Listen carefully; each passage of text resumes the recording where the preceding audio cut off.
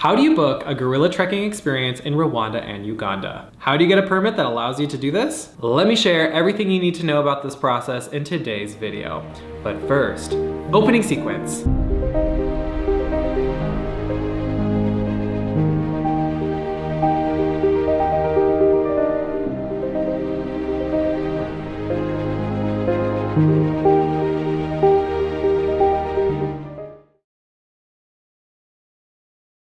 Hello everyone, welcome back to my channel. If you don't know me, my name is Jeff Hyer and I'm a safari addict. I've been on dozens of safaris and wildlife watching is my life.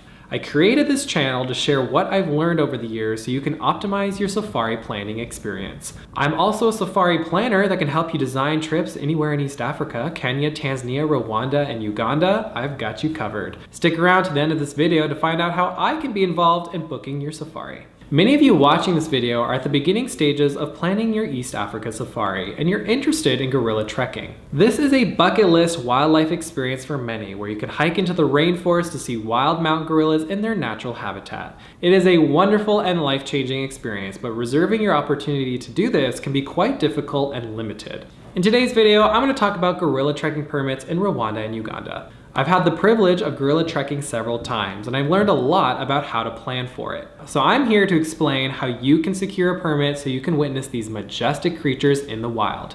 Here's what you need to know. I'll start with some basic information about gorillas and where to find them. Two of the most popular destinations to witness these animals in the wild are Bwindi Impenetrable Forest in Uganda and Volcanoes National Park in Rwanda. There are other places you can trek to see gorillas, but they're a lot more obscure and harder to reach. The majority of travelers will be visiting one of these two places. Mountain gorillas are a very endangered species. There's only about 450 in Bwindi and around 600 in Volcanoes National Park. This number is always fluctuating due to many changing factors, but the point is there are very few that remain in the wild. There's just over 1,000 mountain gorillas in these two protected areas, which is one of the reasons why it's very special to go see them. The thing is, not all of these gorillas belong to habituated families, meaning not all of them are safe to visit. Gorilla habituation is a process by which gorillas are gradually acclimated to the presence of humans. This is meant to make them more comfortable and less aggressive around people.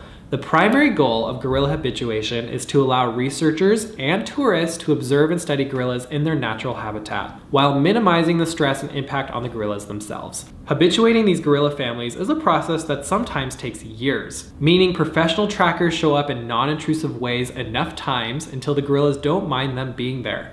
Without this behavioral training, it would be very dangerous to approach these wild apes. And this kind of makes sense, right? You can't just walk up to a wild group of gorillas and expect them to be chill when they see a stranger. Of course, they're going to be defensive and aggressive when seeing a human if they've never seen one before. In Bwindi, there's about 19 habituated gorilla families that you can visit. In Rwanda, there's about 12. Only 8 permits are given out per family each day. That's 8 tourists that can go and visit them. If you do the math, that's around 152 gorilla permits that are issued each day in Uganda, and only 96 are available in Rwanda. Combined, that's around 248 gorilla trekking permits that are available daily. This makes gorilla trekking a very exclusive experience, and one of the reasons why they're so limited. There's low supply and high demand, especially during peak travel seasons. This is why you want to secure these permits as soon as possible. In fact, it should be one of the first things you look at before booking the rest of your safari itinerary.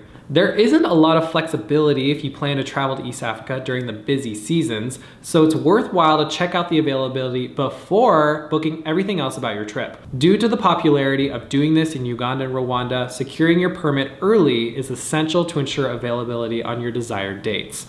Now, again, this totally depends. In the shoulder season, you can go pretty much any day you want, but during peak seasons like July and August, you want to get on this as soon as possible. Before I explain how to secure this, a quick mention of cost. The cost to obtain a gorilla trekking permit in Uganda for non-residents, which is the case for most of you watching this video, is around $700 US. In Rwanda, it's quite a bit more expensive at $1,500. This is a permit that allows you to visit one gorilla family for 1 hour. It costs a pretty penny to book this because there aren't a lot available, but also because a large portion of the proceeds goes towards the conservation of these protected areas. When you're visiting these places, you're not just paying to go see gorillas, you're actually contributing directly towards their conservation efforts. This is a high fee because yes, this is a very exclusive experience, a very special one, but it's meant to ultimately go towards the protection of this endangered species. And yes, you're only given 1 hour with the gorillas once you find them. This is strictly enforced because observing them longer puts stress on the animals and interferes with their natural behaviors. Now time to answer the big question, how do you reserve your permit? If you're a foreign non-resident, an international visitor, which is the case for most of you watching this video, there's no way to book this directly yourself.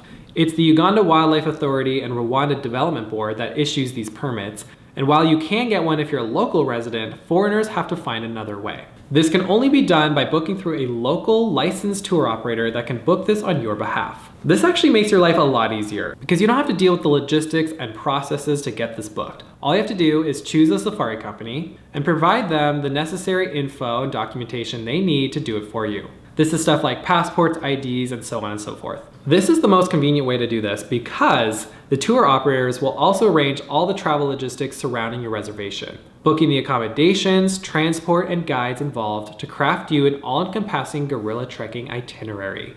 There are many tour operators to choose from when booking gorilla trekking experiences. My personal recommendation would be reaching out to Gorilla O'Clock. This is the company I booked through on my recent gorilla adventure in Bwindi Impenetrable Forest. It was through them I secured 2 gorilla permits for 2 days of trekking because once was just simply not enough for this wildlife fanatic. And as their company name implies, they're experts at all things gorillas. They make this a very seamless booking process and will remove all the guesswork from your travel planning. If you're ready to start designing your safari and to book your gorilla trekking experience in East Africa, all you have to do is visit the link in the description below.